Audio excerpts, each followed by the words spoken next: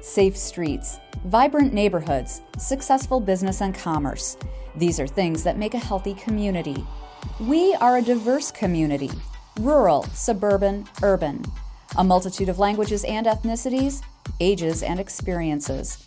We are a collaborative community.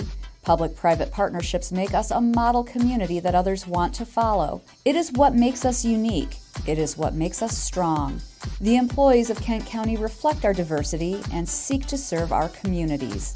People in this county, in this area, we wrap our arms around each other. We come together to collaborate, to solve problems. We're all working for the good of the whole.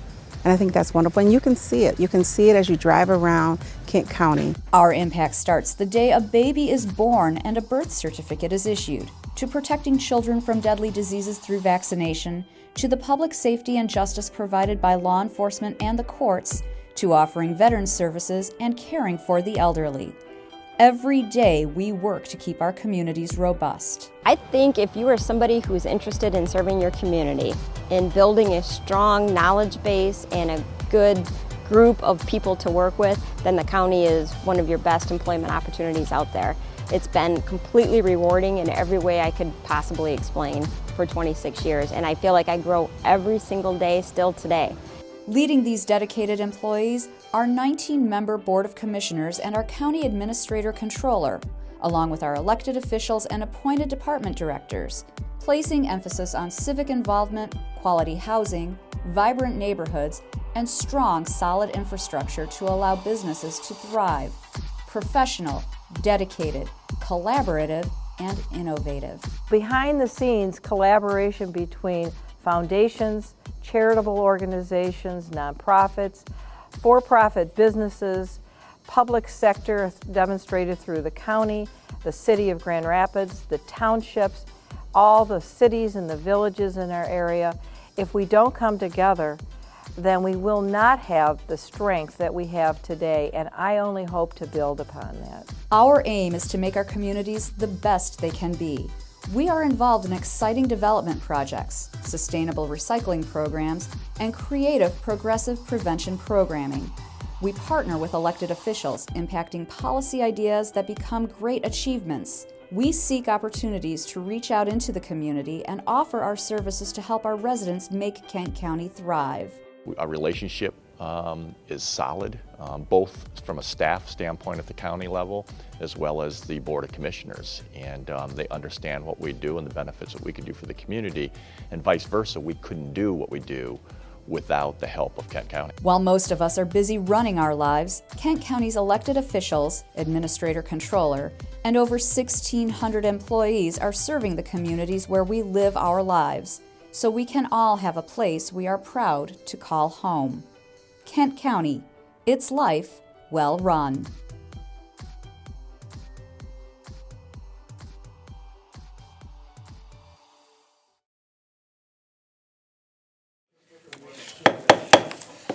It is 8:30, and I call to order the Legislative and Human Resources Committee of the Board of Commissioners for October 22, 2019. Good morning. We will start with public comment. If anyone wishes to address the committee, you may do so. Identify yourself by name. You have up to 3 minutes, and I do not see anyone, so we'll move on to item number 2, which is approval of the minutes for September 24, 2019. Is there a motion? I'll move it. Support. Moved and supported. Any discussion? Not. All those in favor say aye. Opposed? It is approved.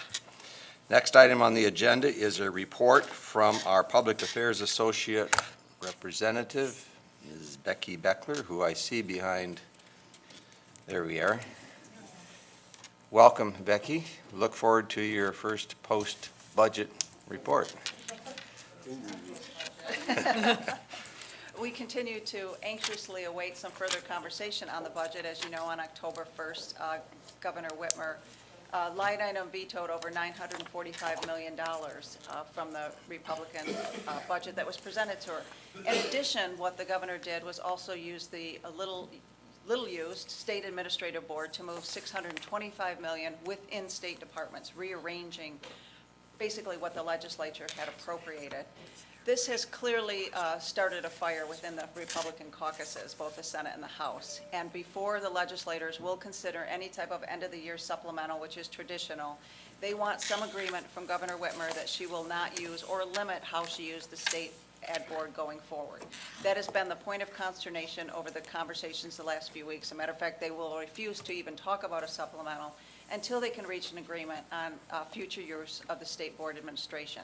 We understand as of Thursday those conversations were going very well, even though in the press you're probably seeing the opposite public comments. Unfortunately, they are hopefully getting to an agreement. There are some timeframes I think that we're watching closely. The legislature is set to take a 2-week break after the first week of November. We're hoping that there could be some settlement before they take that break. Otherwise, they only come back for what could be 1 or 2 weeks before the end of the year. And that certainly will add some more stress upon especially county governments, because many of those cuts will impact when it comes to secondary road patrol, jail reimbursement. I know we are watching very closely the West Michigan Partnership for Children's cuts. And so as this keeps getting pushed further and further to the end of the year, it becomes more and more problematic. So we're hopeful that they can come up with some agreement very soon. But we continue not to have that, and not even having conversations on the supplemental yet. But we will continue to have additional conversations and hope for the best that we'll have good news this week.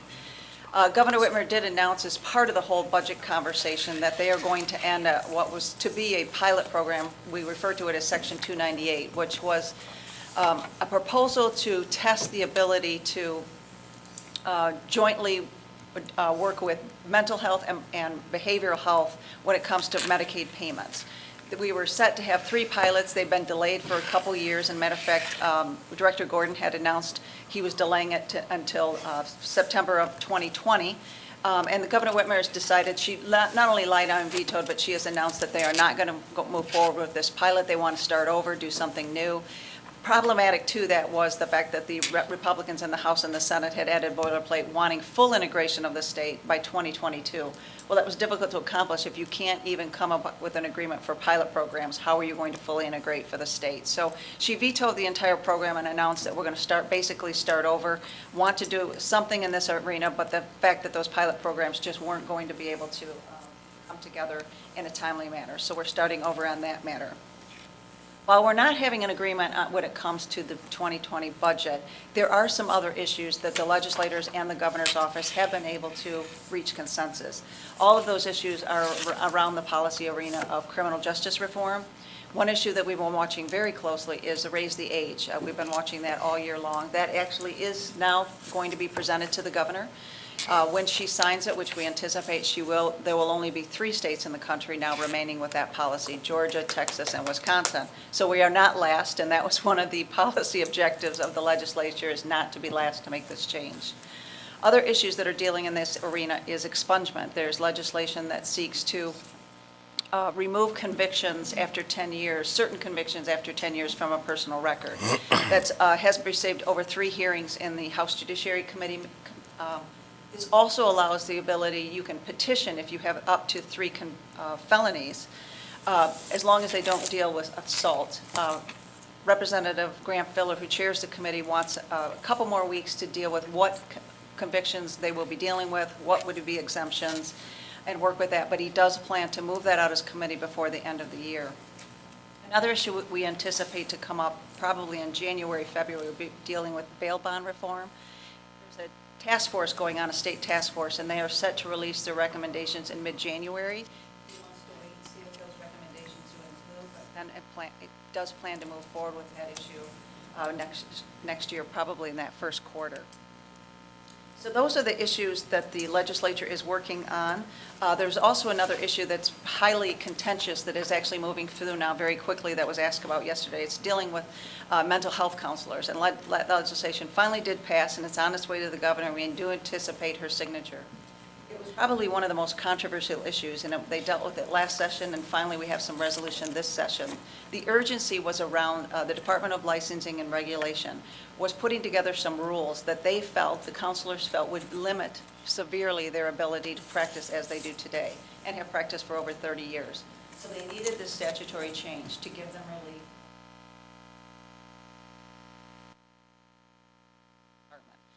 believe that the governor will sign that. So that's a great relief to our mental health counselors that have practices and could have resulted in some significant shortages. So those are the major issues that are happening over the next few weeks. I'd be happy to entertain any questions that anyone might have. Good, thank you, Becky. Any questions or comments? Yes, Commissioner Talon. Thank you, Chair. Good morning, Becky.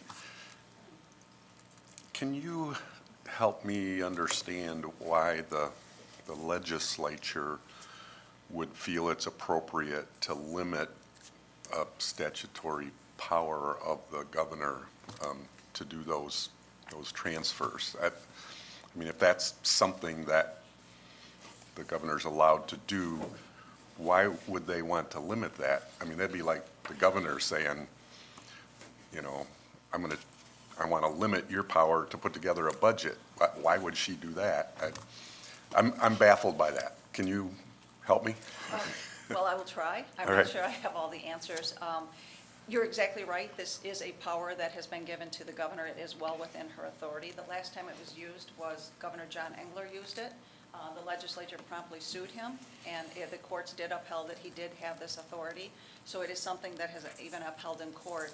The frustration for the Senate Majority Leader and the Speaker of the House is that the governor was a pretty aggressive use of this state administrative board, moving around within departments over $600 million. And they view that as basically the governor appropriating money within a budget, which they believe is their role. And so it's a difference of roles. I think what they're trying to do is limit how much can be appropriated within departments without legislative oversight. How they're going to resolve that, I think, is still undecided, and that is the problem. This is clearly a power for the governor to use as they wish, and the legislature is asking them to limit that. So that is the If I could just follow up, so your understanding is the interest of the legislature is to limit the amounts, not necessarily the ability to make those changes. That's what I've been told Okay. by the leader's office, Okay. limit the amounts that can. Thank you. Anyone else? Okay. Yes, Commissioner Ponstein. Thank you, Chair Stein. Becky, welcome. Thanks for being here. There's been talk in the past about tweaking the recycling bill to reimburse recycling centers that get a lot of these back and aren't part of that formula that's divided up with the stuff that's never returned. I know it's been there in the past and it hasn't, someone's got interest, but it hasn't been introduced. What are your thoughts about that? Well, there's been a recycling task force for many, many years on this. So it's something that has been discussed, but like you say, yet they have not introduced it. No one has moved forward. So I have not heard anything recently. I know that there was a conversation at the Michigan Association of Counties about that, and we asked about it. There seemed to be some confusion on that, of whether someone misspoke and wasn't under what they were anticipating. But I haven't seen anything introduced or even conversations about that yet. Okay. It's something that we would probably have to initiate or encourage for Okay. legislators. Back to Commissioner Talon. Thank you, Chair. Becky, do you have any sense that you could share with us for where the move for 4-year terms for county commissioners is at right now? That was moved out of, I believe, the House Local Government Committee, and in the House, they have a 2-step process for committee process. So now it is in the House Ways and Means Committee, chaired by Representative Grant Hyden. I will be having dinner with him this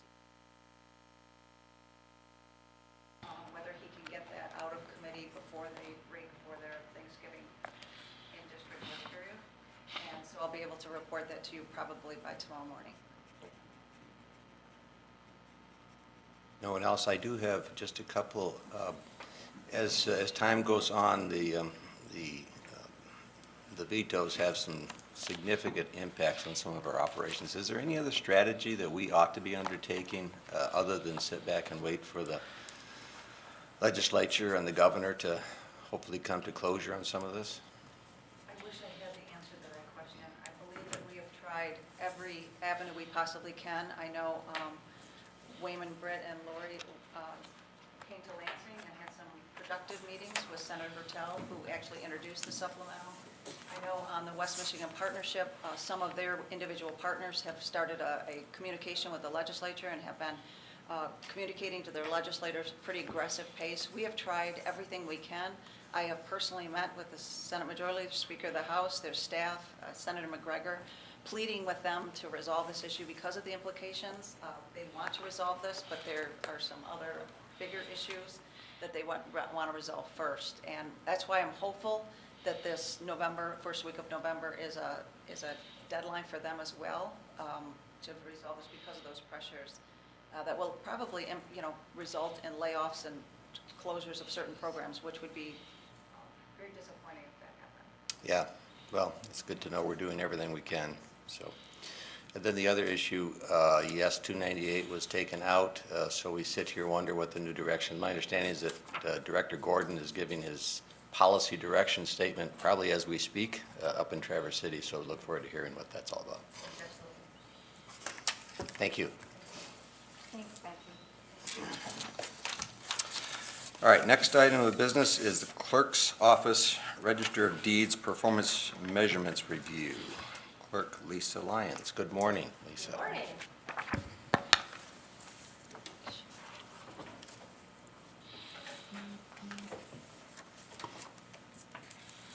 I think you've all got your PowerPoints in front of you. I realize that we are pretty much through 2019, so I'm just going to ask you to rewind your mind back to 2018 for our performance measurements and kind of a quick year in review. We'll just, right? Aim at the computer, maybe? It's, all right. I'd like to briefly introduce you to our leadership team. Here we have, and if you'll stand when I introduce you, this is Rob McCumber. Rob is my Chief Deputy County Clerk, Register of Deeds. He has joined me from the legislature to this role and has been with the county since January 1st, 2017. Next, we have Amy Moylanen. She is our newbie on board. She's been with the county clerk's office since April of 2018. She is our Chief Deputy Circuit Court Clerk. She is across the street in the courthouse. Next, we have Jerry Chaya. He is our Chief Deputy Register, and he has been on board since 1998 in the County Clerk Register of Deeds office. Jerry has been a constant, a mainstay in a whole sea of transition here in the Clerk Register of Deeds office since we took office. He's very well respected and renowned among our peers throughout the state. Go, Jerry. Next, we have Jared Czarsky. Many of you would see him as a familiar face just by nature of his role as our elections director. Jared has been on board since December of 2017. And finally, we have our Senior Administrative Assistant, Kim Perry. And Kim has been with the county for 25 years this year. Yeah. I would be remiss if I didn't point out that in the 25 years that she's been here, she has sat next to the clerk at every Board of Commissioners meeting to assist in taking minutes and recording the proceedings. And in that time, in that 25 years, she has missed maybe 2 Board of Commissioner meetings. So she gets the attendance record there. This is the leadership team of the County Clerk and Register of Deeds office. And in our office, we have a staff of 43, not including myself, 43 staff members made up of 2 different bargaining units, the UAW for our register, elections, and vital records, and the TPOAM in our Circuit Court Clerk's office. They are the heart and the soul behind the operations in our office. And I'm just so proud of the people who work in the clerk's office who represent me every day to the people of Kent County. The clerk and the Register of Deeds office, we handle, we maintain, file, record, index over 500,000 land, court, vital human records in 2018. We administer and oversee elections in the county, working very closely hand in hand with the Bureau of Elections at the Secretary of State's office, as well as our local partners, municipal partners. We have 30 jurisdictions in Kent County, 21 school districts and over 250 precincts last year for which we worked on elections for. The County Clerk and Register of Deeds Office brings in $8.4 million in general fund revenue in 2018, and last year we made up $3.2 million in general fund expenditures. I don't need to go over the priorities for the county. I think you guys, as a board, you set those priorities. You know them inside and out.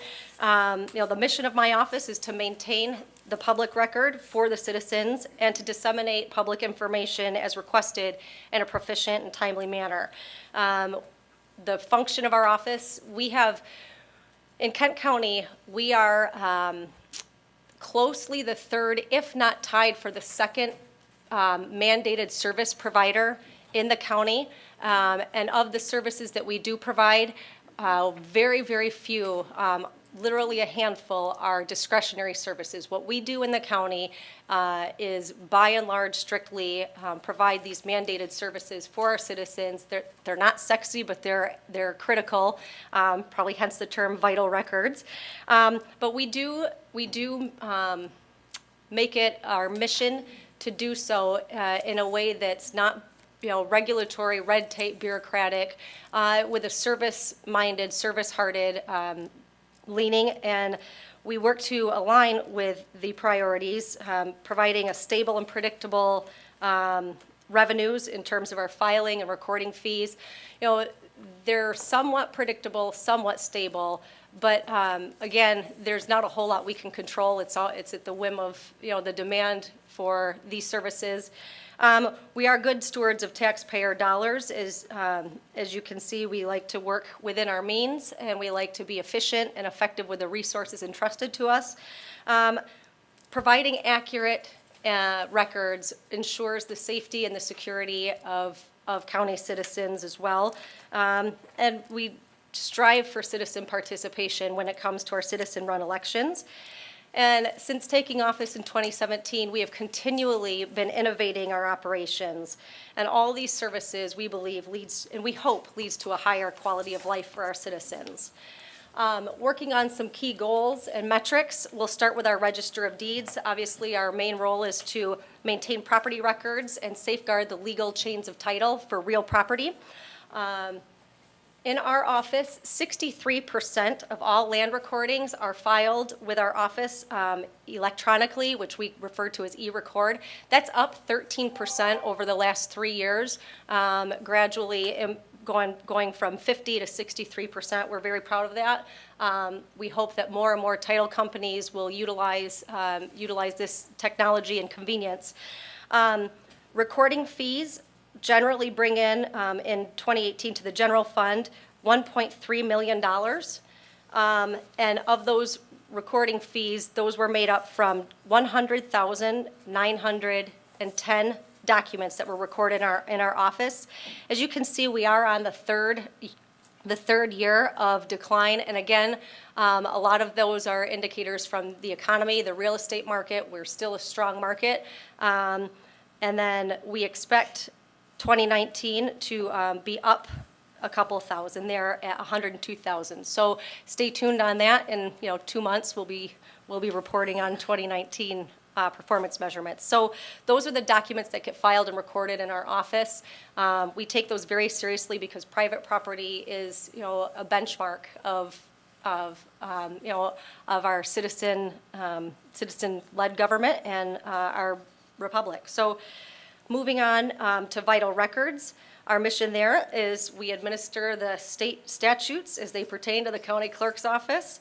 Some quick facts. Last year in 2018, our vital records operation processed 11,797 birth certificates or births. We processed 6,076 deaths within Kent County. Throughout the state, Kent County is known as a birth and death county by nature of our healthcare system, the medical mile, the numerous healthcare systems that we have here in Kent County. A lot of people come here to have babies, and a lot of people visit our hospitals when they are ailing as well. So we are the fourth largest by population, but also because of the system that we have here in Kent County, we are considered those birth and death counties. We also processed almost 4,500 marriages, and we're really excited that 75% of those marriage licenses were applied for online. Business registrations, when individuals are doing business as a name other than their own, they come and register with the county. We did 2,724 of those business registrations, and in 2018 we processed 5,510 concealed pistol licenses. So those are the records that we processed and indexed. That does not include the about roughly 55,000 documents that were requested in terms of certified records and copies. 30% of those records were requested online. And as you can see on this next slide, you'll see those documents that were requested. We did, surprise, we did our job. We met our performance measurement to respond to those quickly and get that information into the hands of the public. Moving on to our elections division. The mission there is we want to ensure an accurate electoral process. We comply with federal and state statutes, and we work hand in hand with the state government, our local governments, to ensure a fair and transparent and free election system. Here's a brief snapshot of the 2018 elections. In the 2018 general election, we had 459,016 registered voters in Kent County. Our turnout, as you'll see, it was very low in May, 6.6% voter turnout in the May elections. There were a couple proposals, very few proposals on the ballot, and that 6.6% is 6.6% of those who were eligible to vote in that election, not countywide, but those who had an election on their ballot, 6.6% of those citizens turned out and cast their votes. In August, that obviously rose to 30.2% voter turnout, which is actually a high watermark for an August primary election over the last 10 years. And then in November, we had a 61.8% voter turnout, which is extremely high for a gubernatorial year. However, we had talked about the presidential, going back to 2016, we talked about the presidential election being record turnout back then.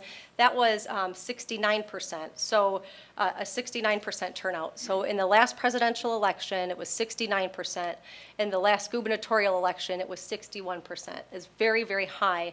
I will point out that our presidential election in 2016, while it was high, our last presidential election where there was an open seat was actually in 2008 was 72%.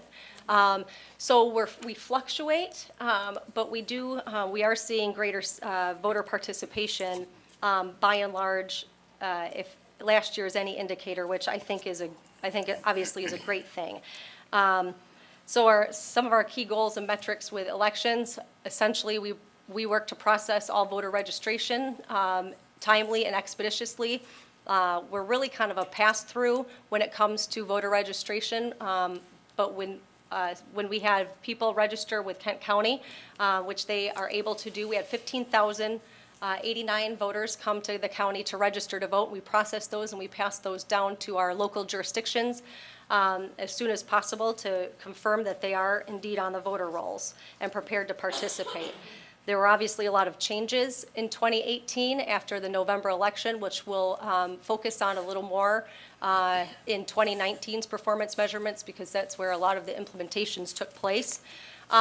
Moving on to our Clerk of the Court division, the goal there is we maintain the 17th Circuit Court records on behalf of the Circuit Court as well as the public.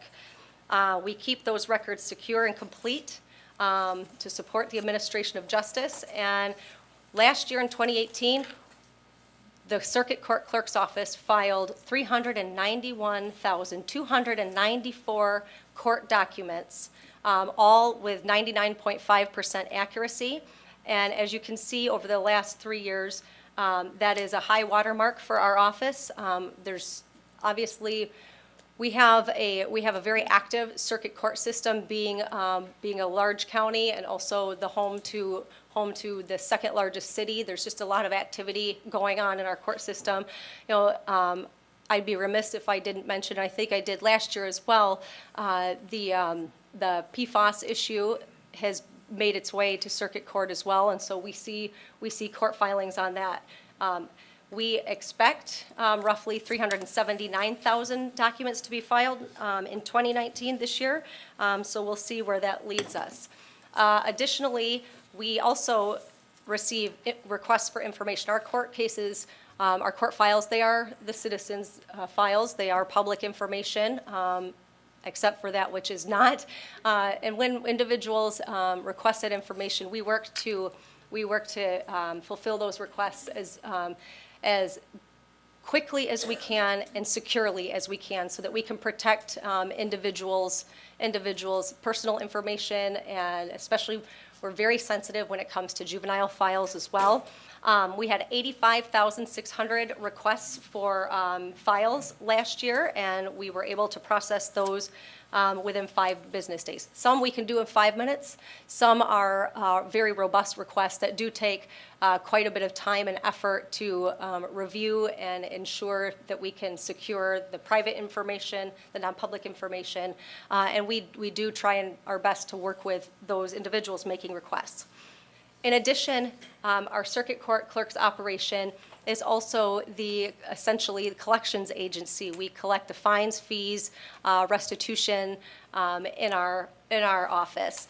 Last year in 2018, we made up 72,917 financial transactions, which was just in collections, fines, fees, restitution, not court filing fees.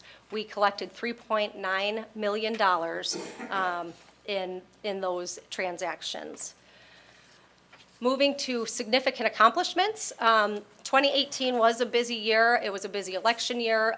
It was also the first year that we were fully implementing our new election system. We've been talking about this since I started in 2017, so it's kind of old news to this body.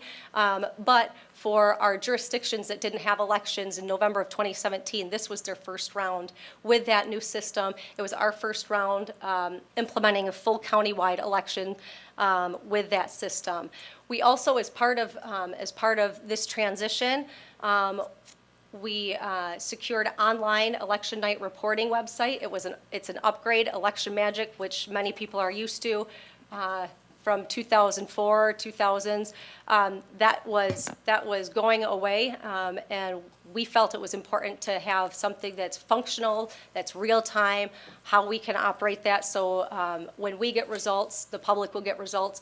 And we've been able to do that. We continue to work to fine-tune that information for candidates, campaigns, the public, and the media, but we're very, very excited about that component of it. Additional significant accomplishments is that we worked with purchasing and IT to begin an RFP to review our record management software system, both for land records and our vital records. And we've worked hand in hand with those two departments to select Tyler Technologies. They are one of the national leaders with installations throughout the state. They're a known, tested product, and we're very excited. That transition process to the system began this year. We expect it to be fully implemented the beginning of next year in 2020. But that work took place on the front end all in 2018 to replace a system that was outdated, obsolete, and simply not functional when it comes to vital records. We took a square peg and shoved it in a round hole. That square peg was meant for land records, and it served us well, but it was 2003 software, and it was time to move on. Some of our key collaborations, I won't belabor the collaboration that it takes to administer and run elections in this county and the partners that we work with to do that. Additionally, The clerk of the court works hand in hand. We collaborate with the Legal Assistance Center. We are very excited, although this is a 2019 thing, that the Legal Assistance Center is now open 5 days a week to assist individuals with legal assistance that we are not authorized to provide. And we collaborate extensively, obviously, with SCAO, the Supreme Court Administrative Office, and our circuit court partners over in the courthouse. Register of Deeds does a lot of collaboration, particularly in 2018 with the Equalization Department. And we also collaborate with our local jurisdictions on the aerial photography project. They do flyovers and take pictures topographically and geographically to enhance our GIS system. Additional collaborations are with the Sheriff's Office. We were able to use, we have a CPL fund separate from our general fund, and that is where, that's where CPL fines or fees go to help us administer that program here at the county. As part of that program, we were able to work with the Sheriff's Office to provide them fingerprinting equipment. At some point, the clerk's office, we are looking to implement fingerprinting of CPL applicants in-house, but that's just something that's not realistic to do at this time. And so in 2018, we worked with them to provide a fingerprinting machine where we send applicants to the Sheriff's Office to get their CPL fingerprints. We also work with the Sheriff's Office to provide free birth certificates to inmates. Certain inmates, upon their release, they will contact our office when that document is needed, and we provide that to kind of give them some of the documents that they need to give them a head start when they get out of jail. Just looking ahead, so essentially looking into right now, the present, since we're almost through 2019. Again, moving through our vital records and land records software conversion. 2019 is a year that we are acquiring and implementing campaign finance software system for the ability to have candidates and committees file their campaign finance reports online, as well as for my office to undertake the enforcement of that, which is something that I feel we need to bolster in terms of compliance of campaign finance. Because it is critical, and just so everybody is aware, we have a campaign finance deadline for any committee that is not on the ballot this year, and that deadline is Friday. Reports are due Friday for any committee that is not on the ballot this year. Also looking ahead into 2019, we are working to implement Proposal 3, the measures passed there, and make sure that those work for the citizens. There's a whole lot of changes that took place, and really what that means, the ripple effect of how to implement that, that's what we're working on right now. And I also put in circuit court e-filing.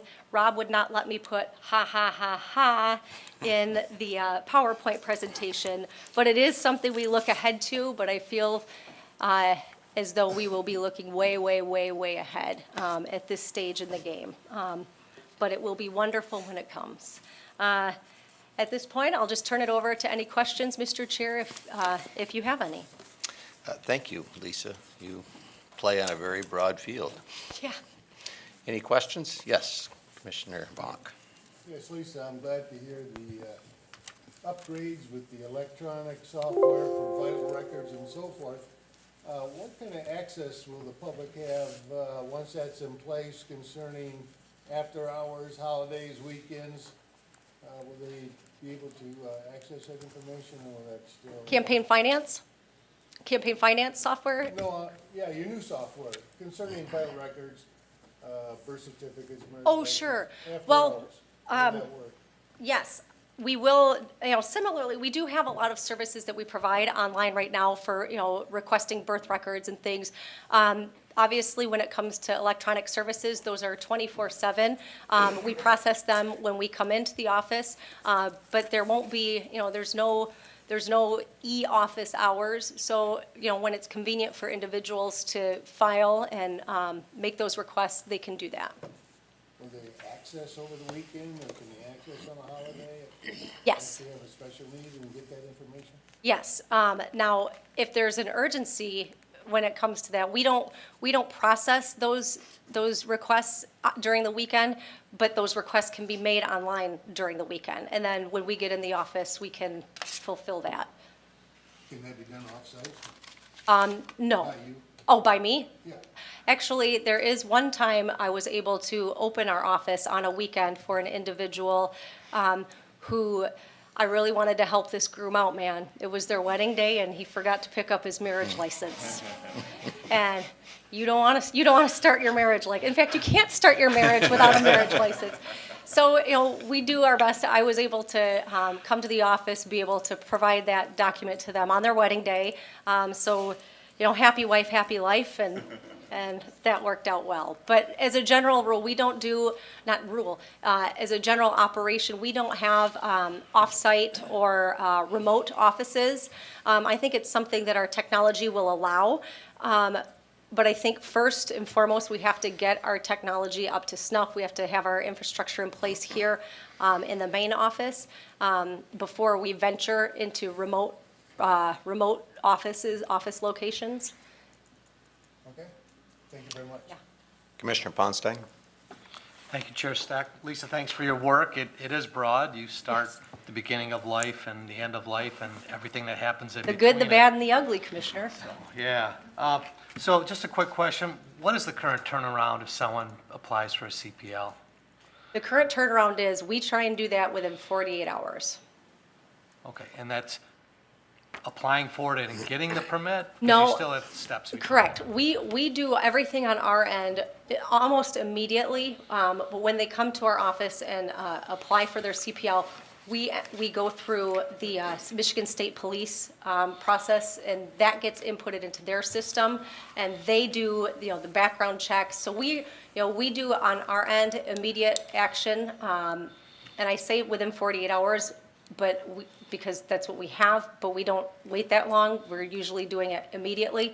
And then there is, I believe it's 30 or 40 days that the state has to come back and either allow us to approve or require us to deny that license. And if they don't, here's the key too, if the state drags its feet for some reason or if something gets slipped through the cracks, we give applicants a receipt. When they come and they file for their CPL license, they take that receipt. That's when they get their fingerprints. That receipt, they hang on to that, and it essentially serves as their license should the state process take longer than the 30 or 40 days that they have to do that. So it's essentially, people don't get held up necessarily by anything that happens on the back end. On the front end, we came in and put a major emphasis on not holding CPL up for anything that we have control over. So, and then we also do that we also send out notices that their CPLs are set to expire proactively versus, hey, your CPL is expired. You need, we try and proactively get to our those license holders to inform them that they need to renew their license. Okay, thank you. Commissioner Skaggs?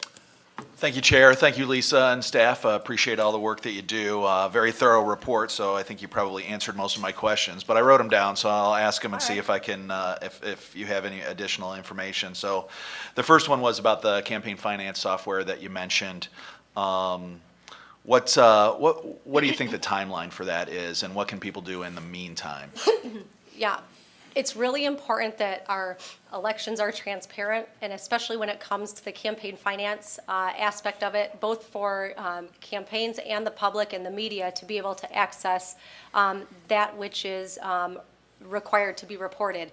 And prior to undertaking and going through the transition with our new system, it's Campaign Finance US, we used to have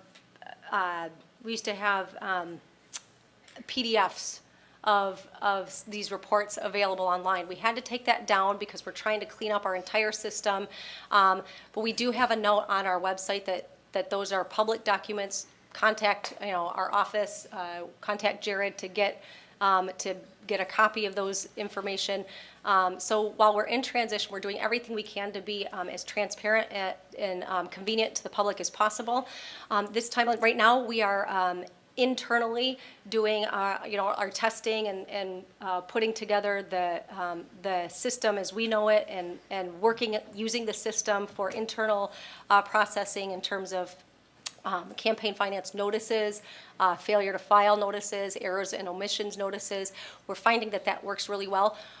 When it comes to the timeline for being able to file electronically, that will be 2020, and first quarter 2020, we're told. And then additionally, we expect all of the public viewing, the public access to be up and running first quarter of 2020 as well.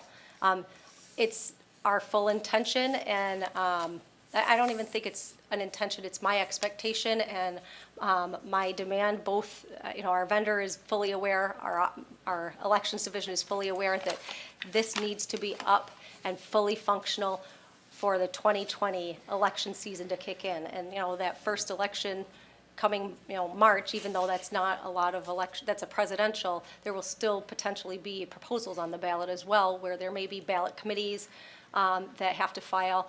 So we're doing everything we can to make sure that's up and fully functional prior to everything kicking into gear in 2020. And when that does go up, the old CFRs that were on there, will they still be available under the old PDF system, or? They will still be available. I don't know if we're going to have them as PDFs, or if it would be my goal to have them not separate, but brought into the new system as one. So it's not, here was the old stuff, here's the new stuff going forward. I want the new system to kind of envelop the old reports in the system as we will have it. Okay. But they will be available. I have two more, if that's okay, Chair. That was one, right? Okay. That was one. The second one is, you mentioned, and if I heard you right, you're going to be back in 2 months for 2019. I just meant 2020 is 2 months away. So 2019 reports, we'll be reporting on 2019 essentially some point. Oh, okay. So then about the Prop 3 implementation, which I know is going to be extremely challenging, but very important for our voters. We saw early voting go up in Grand Rapids election. I think 55% came in early. No reason absentee ballot. Yes, voting, right. yeah. So what are we doing to make sure that our municipal clerks and your office are prepared for this kind of massive change in when people are voting? Yeah, we have absentee counting boards throughout the county. Municipalities can determine for themselves whether or not they do that. I think all but 4 of our local jurisdictions implement what's called an absentee counting board, where it's separate from the polls. If you don't have an absentee counting board, it's generally the small areas where they'll feed the absentee ballots in at the polling locations during lulls or whatever. Absentee counting boards are focused solely on absentee ballots. And there has been, steadily an increase in those participation in absentee voting. We are encouraging all of our counting boards to begin processing their absentee ballots at the start time of 7 o'clock. Sometimes a municipality will wait until 10, or depending on the size of the election. We're encouraging all municipalities to start doing their absentee counting boards at 7 a.m. And what we have through our new election system is a high-speed scanner, and a lot of our municipalities are taking advantage of that. And we are learning how to most efficiently batch those absentee ballots so that they can go through the machine, the scanner, get counted and reported to us as soon as possible. And then a lot of it comes down to training. I think that's a key for polling locations, but as well as absentee counting boards. When you have elections 4 times a year, you don't forget, but you can kind of get rusty, and making sure that on our end, the county's responsible for training our election workers. And so we are making sure to have a very robust training operation, manuals, and all that sort of thing. There is a push that that is out there in the legislature to allow absentee counting boards to begin prior to Election Day. I'm not on board with that at this point. I think we have to exhaust all of our legal current options, which means starting at 7 a.m. and not waiting. I think there's a lot of discussion as to how we would go about beginning counting processing absentee ballots. What does that mean? Does that mean you start scanning and running them through the machine? Does it just mean you start opening the envelopes to get the ballots out? It is a tedious process, but it also requires complete security. And before we go down that road, I need to have full assurances and confidence that whatever process that may begin early ensures that those ballots are protected, that those ballots are secure. Because right now in our counting boards, this is probably why some of them don't start at 7. Once you start, you cannot be done until after 8 o'clock, and you'll go till after 8 o'clock. But it's essentially a sequester type situation to ensure those ballots are secure and the process has the highest integrity. If you have people coming in and out during different shifts, that's my concern. I think that's a discussion that has to play out with that potential initiative, and I don't think they've gotten there yet to assure that security. Time will tell, and I'm open to suggestions. But right now, we want everybody to vote who is eligible to vote and wants to make their voices heard. Sometimes that means, though, that a high turnout race, it's going to take time to tabulate those. Accuracy, integrity, and security are paramount to instantaneous results. So in the meantime, as the timing gets sorted out, I guess my question would be, are you making sure that these municipal clerks who may not, have seen those Grand Rapids numbers, or I think the East Lansing numbers, or some over in Oakland County, are they aware that this kind of tsunami is coming, and do they need to increase staff, buy more machines? They're very aware that this is coming, and admittedly, that would be what you just said, increasing staff, increasing machines. That would be, in my opinion, a preferable alternative to beginning counting or processing absentee ballots prior to Election Day. With that, I think that there needs to be an effort for state grants to purchase that additional equipment. We need to think outside the box in terms of bringing in qualified people that we can train to work those elections. Our elections are citizen-run. We require citizen participation, and so we have to make sure that we have the infrastructure in place to be able to launch that. But I really do think that is the best alternative we can come up with to ensure the security and help make sure that our results aren't delayed or drawn out. But it's just a matter of making sure that we can mobilize that in terms of funding resources, workforce resources, and I think that's the next conversation. Great, thank you, Lisa. I'll pass on 3 since we got extensive. It might not be your questions; it might be my answers. Maybe your colleague has number 3 in mind. Commissioner Talon. Thank you, Chair. I've whittled mine down to 2 two-part questions instead of 4. I'll whittle my answer down too, Commissioner. First one regards the concealed pistol licenses. Do you have any sense for how many are actually out there right now in effect? Your numbers are 5,500 in 2018. Well, I'm not sure what the expiry period is for those, but they're 5 years. 5 years. And, I actually don't have that information off the top of my head. I can get you information as to kind of what the trends are. I do recall maybe last year, at one point I was reviewing what our trends were. And interestingly, in 2016, there was a peak of applicants and in the county. I don't know if that's tied to potential, politics. I don't know if that's tied to, election season fever, that kind of thing. But we did have a peak in 2016 from other years, and I haven't gone back to see what 2017, 2018 brought, where we're at 2019. I'd be happy to do that. Yeah, just, a quick math would suggest that, could be in the vicinity of 25 to 30,000 permits out there. So I was just curious Yes. what that looks like, how many expire. And Yeah, so on. I believe last year we did have roughly 25 to 26,000 Okay, thanks. holders. Second question is, I was struck early in your presentation when you said your department brings in $8.4 million to the general fund, and very impressively doesn't spend near that, which is pretty interesting.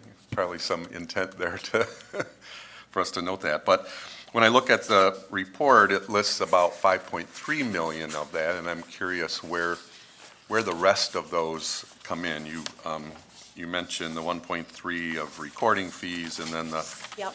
3.9 from the clerk of the court. Yep. The others, is there a significant area that the rest comes from, or is it Well, pretty scattered? yes, actually, we have a significant amount that we collected in 2018, 4.2 million from just transfer taxes, real estate transfer tax. And then that's the bulk of it. So I think if that helps you Yeah, with the math. That's great, thanks. And then related to that, the amount that you collect for the clerk of the court, what does that look like? And I'm interested in this because of my work on the Governor's Jails Task Force. How you do that, what percentage are you able to collect compared to any kind of general Yes. ideas about that? So our filing fees are were in 2018, $190,000.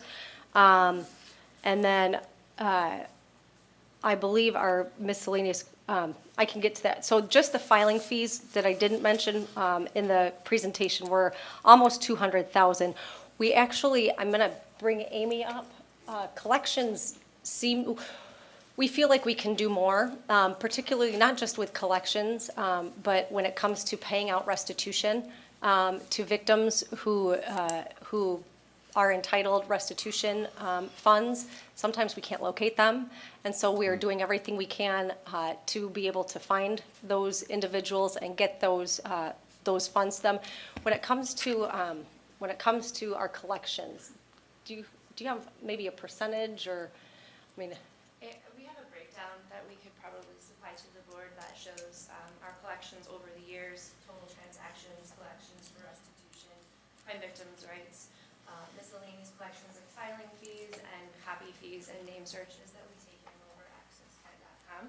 So we can provide a more detailed explanation of what we get, where it comes from, what people are ordered to be paying through the court, and how much of that we collect each year. And surprisingly, it's a lot given the limited ways we can collect actually right now. That last piece you mentioned would be the one I'm particularly interested in. There's a lot left on the table, I guess. The restitution part? Yeah. Yeah. Okay. Well, and the collection the of collection the of the fees and the fees fines and the penalties and so on. Sure. And just so the board is aware, we are the clearinghouse for those payments. We are not the enforcement aspect of that process. That's handled by the actual court. They do enforce payment, and we then take that money in and process it accordingly. That's So we helpful can too. get that. Thank you.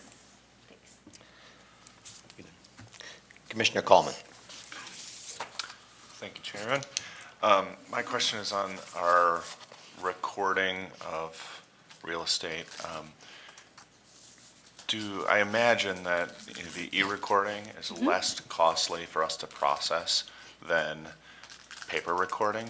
Do we charge fees accordingly, cheaper to e-record versus paper record? No, our recording fees are essentially set in statute. So what we charge is determined by what the law is. I think it's $30 for our recording fee. $5 of that goes into a Register of Deeds automation fund to help us maintain technology and kind of bolster technology with recording our land records. But it's not completely automated when it comes to e-filing, simply because when a record comes in, a document comes in to be recorded electronically, on the back end, we do have recording standards set forth by law, by which you have to meet to be able to make it a recordable document. And so we do have, our staff has to go through all those and index that information as well. It just is kind of more seamless, I think. Thank you. Okay. All right. Just one question, Lisa. You have answered questions about the counting of absentee ballots. Am I correct that an individual who votes by absentee may rescind that ballot up to a certain time, and when can they rescind that? That's correct. That's correct. And I think it's really important that the public knows that. That is the difference between early voting and absentee voting. Early voting states they go and they cast their absentee ballot, and that ballot is tabulated. Absentee voting is essentially casting your ballot prior to Election Day, but that ballot is not opened, processed, or tabulated until Election Day. It is a big distinction. By law, we mail out absentee ballots beginning 45 days prior to an election.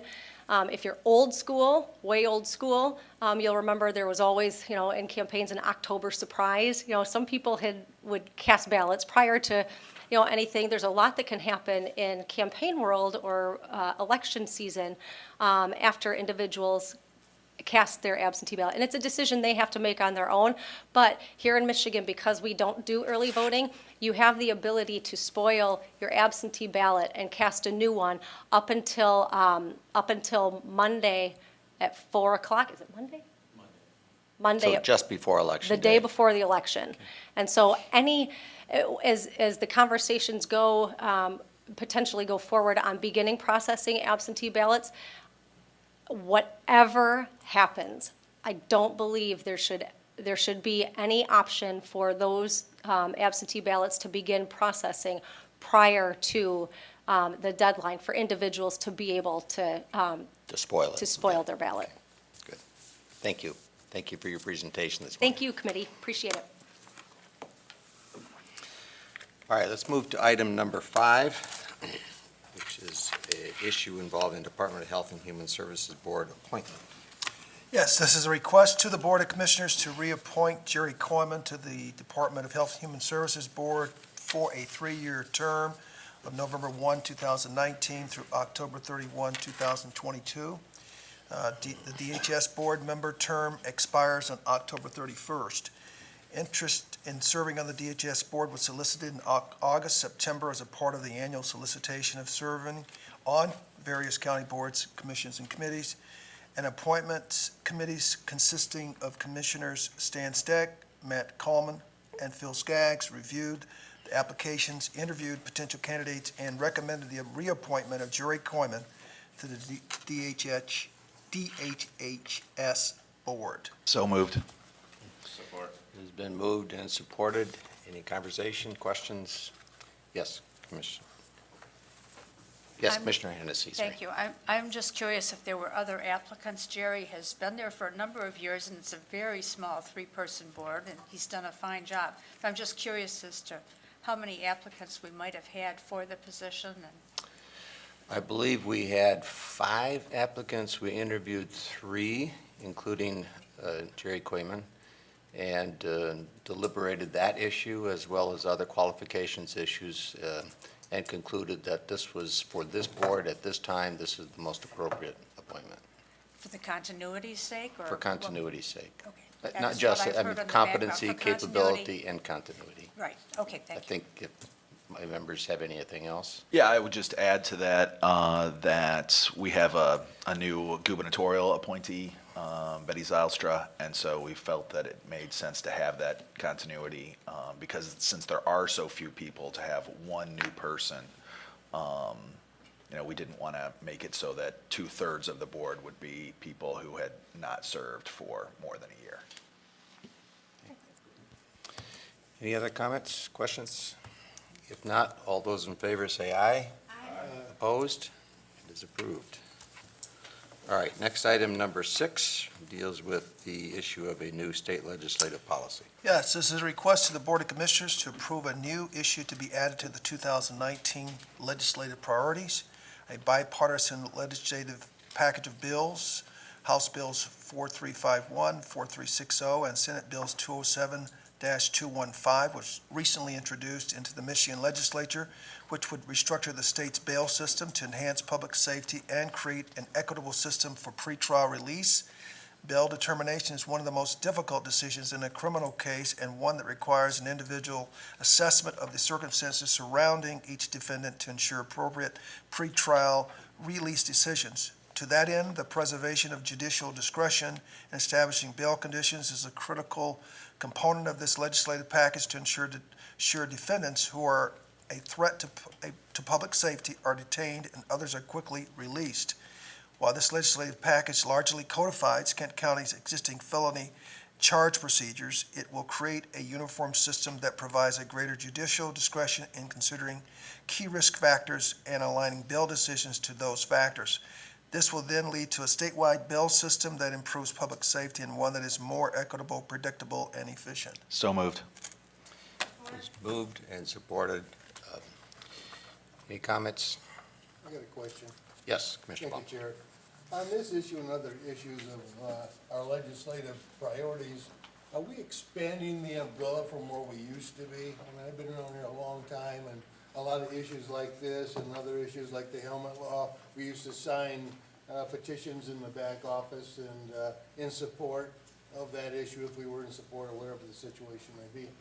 And I see issues like this that we're not really directly involved. I know there would be the helmet law or some of these other things, but that's the work of Lansing and not really our work. Can I just ask that question? Yeah, fair question, and it does deserve a fair amount of consideration. I will say with respect to this issue, it is looked at from the perspective of, if you go back to Standing Rule 5.1, which is the rule that delineates the obligation of this committee to do a couple of things. One is to, quote, develop written legislative priorities, and 2, to review proposed legislation. Defines it as being that which is material to the county. And so it is, has been the practice, as far as I know, and continues to be the practice, that it is only those issues which we deem to be truly material to our services that we would consider. Now, they'll be variable, they'll differ. What may be different in this case is I'm not sure that we've historically adopted or explored legislative priorities over the course of the year. That is, after we've adopted the first set of priorities, which we did in March. I'm not sure exactly when we got through that, April or March. But it does allow for the continuation of looking at those issues as they evolve over the course of the year. But I don't believe, it's certainly not the intention of those who discuss this to expand to become sort of an open public debate on open issues that are of general significance or significant considerations outside of the immediate concern for our public services. So, and it's been, this is a policy that was developed over a period of months. This was reviewed and vetted, not just with leadership here, but was also carefully vetted with those other departments in the county that are affected, including the judiciary, including the sheriff's department. And this policy is a statement based upon their careful review and approval. So. I could think of other areas in that gray area, veterans issues, trash that was mentioned earlier, a lot of things that we could, you know, in Washington or in Lansing, and I just wondered how big the umbrella is going to get. That's all. Well, I think it's a very good question, and I think we need to go back and take a look at what is the, do we need to define some parameters more carefully? Okay, thank you, Chair. Yeah. I think Commissioner Skaggs was first. Sure, okay. Thank you, Chair Stack, and I want to thank you for your work on this and echo your previous statements about how, you know, thoroughly this was vetted through stakeholders, and, you know, I think it's a prudent addition to the legislative priorities. I also want to thank staff, especially Lori, for taking a really good well, let's say for writing, a very good set of policy priorities for us to look at on bail reform. And then also thank, as Chair Steck mentioned, the judges, the sheriff, the prosecutor, for their work on this issue and their support of these bipartisan package. Of course, this is something that in my day job I work on very closely. Representative LeGrand is one of the lead sponsors. Also, Representative Tommy Brand is as well. So we have Kent County well represented here amongst the 8 sponsors, split evenly between the two parties. As is mentioned in the statement, I think that this is an issue where we're really trying to balance public safety with constitutional rights, and ought to be very careful and diligent about that. Obviously, the problem here is that 40 to 50% of the people in jail at any time are there pre-trial, which means, in our time-tested system, they are presumed innocent, and that even if, and the new data coming out from from Pew research seems to indicate that most of those people are staying in for a relatively short period of time. But even a relatively short period of time can have a profound impact on someone's life if they are missing jobs, unable to pay bills, unable to pay rent, having problems with who's taking care of their children and whether those are going to go into the system. That it's really important for both an anti-poverty program where we can still stay safe, to have it so the judges in this situation have the discretion that we talk about here, but also have the data to go along with it. So that the key here is really that they are defaulting to a PR bond whenever possible, and making sure that they're staying away from a bond schedule. That is one where, regardless of the ability to pay, regardless of the sort of skin in the game capable for an individual to have, that they are making that there are a handful of judges making the decision based on the crime and possible fee to come out of conviction, and not on the individual cases.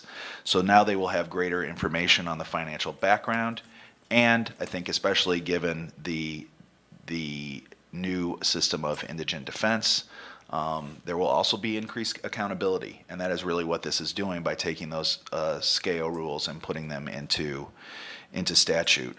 So I think that this is a piece of the puzzle of criminal justice reform, and again want to thank our independently elected officers here, especially Prosecutor Becker and Sheriff LaHoy DeYoung for their support for this, and I hope that we'll be looking forward to seeing this move in the House and Senate shortly. Thanks. All right. Commissioner Hennessy, did you have anything? Well, Commissioner Skaggs did a lot to answer my questions, which is, we see these wording of support, which I do support the bail reform, but how it actually is going to work and how it will help. And Commissioner Skaggs went a long ways towards explaining how it will, help those people who are indigent and putting more personal recognizance bonds, so we're not holding people in jail before pretrial conferences as long, or maybe after the whatever, holding people just because they don't have the money. Good. Commissioner Tell. Thank you, Chair. I want to express appreciation as well for all the work on this from the many folks that Commissioner Skaggs mentioned were involved. And just note, kind of anecdotally, a couple of positive things. I was privileged to be able to meet with a group of circuit and district court judges a week or so ago. And two things kind of jumped out at me from those meetings. One was that we're pretty fortunate in Kent County to have probably one of the best pre-trial departments in the state. It's been around for a long time and does give judges very good information here in Kent County in making those bail decisions.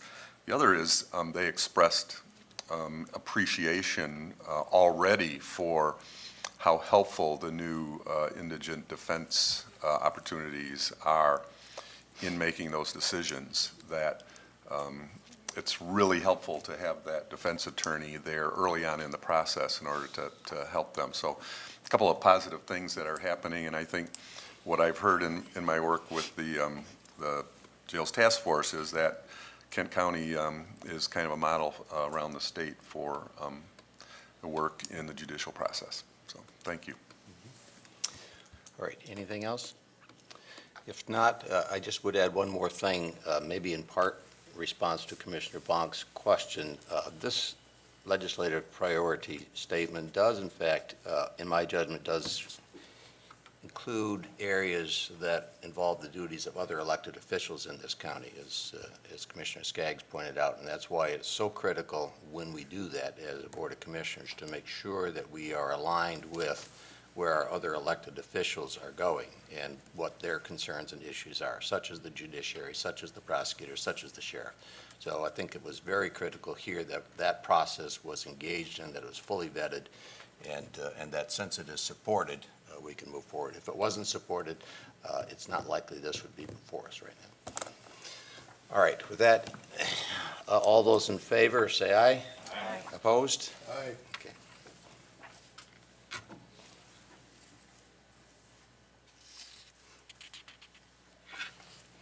All right, it passes.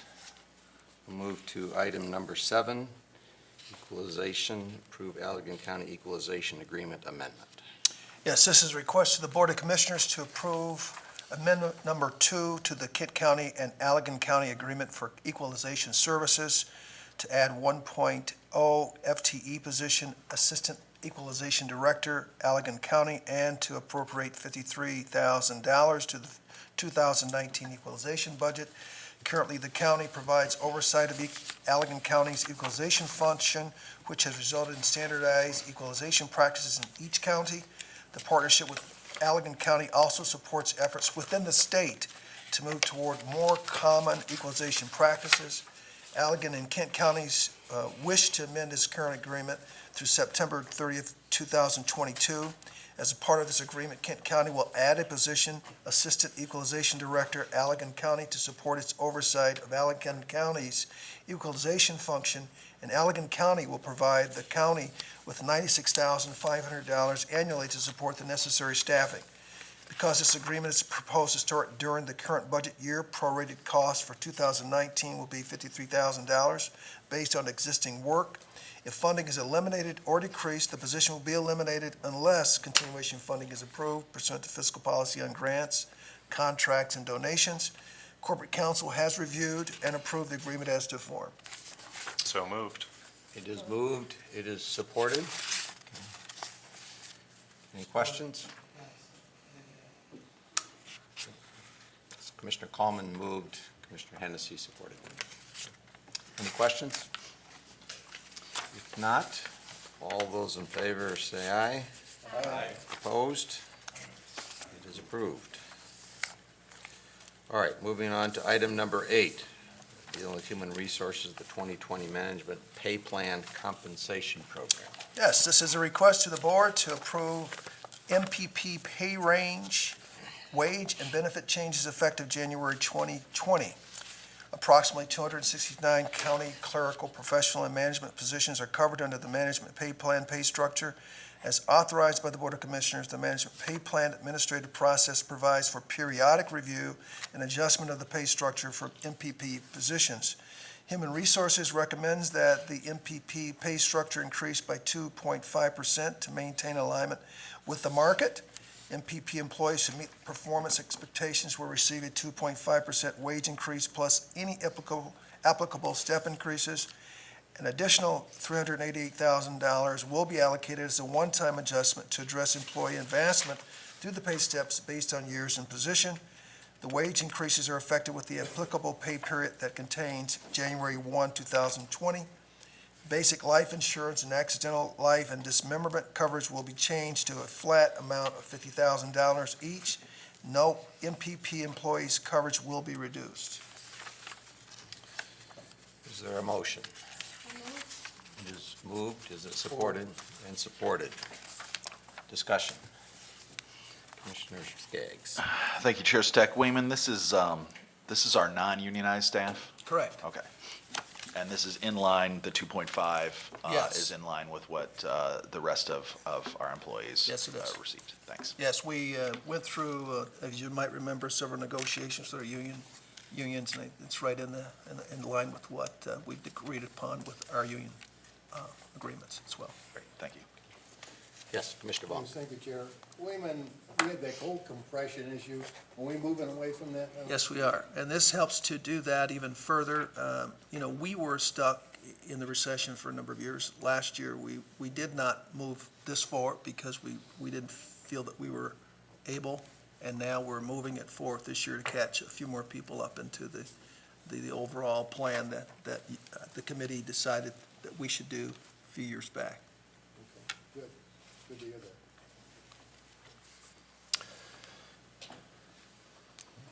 All right. The sun just came out, so it must mean something. All right. Not all those in favor say aye. Aye. Opposed? It is approved. Next item is miscellaneous. Does any commissioner have a miscellaneous item to raise? All right. If not, we stand adjourned. Thank you.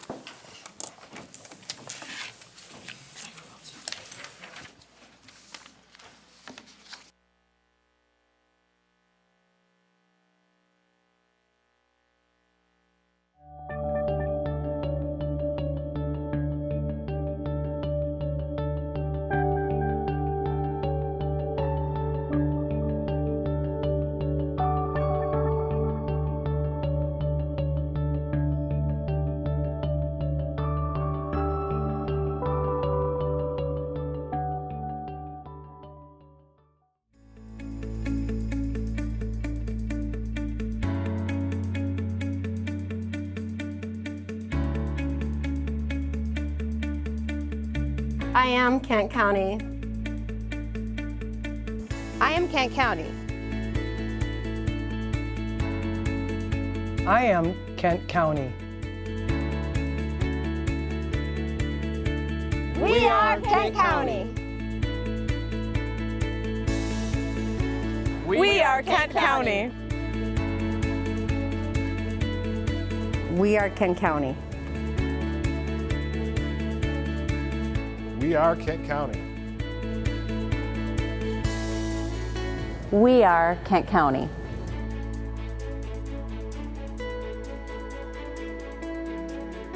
We are Kent County.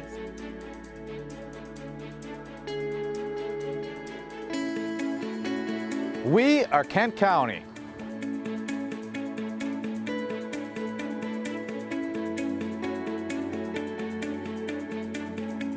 Beya, Kent County. Ami, Kent County. Somos Kent County. Mas Ira, Kent County.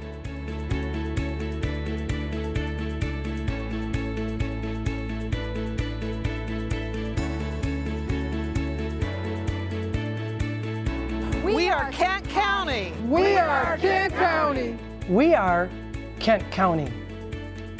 Oh yeah.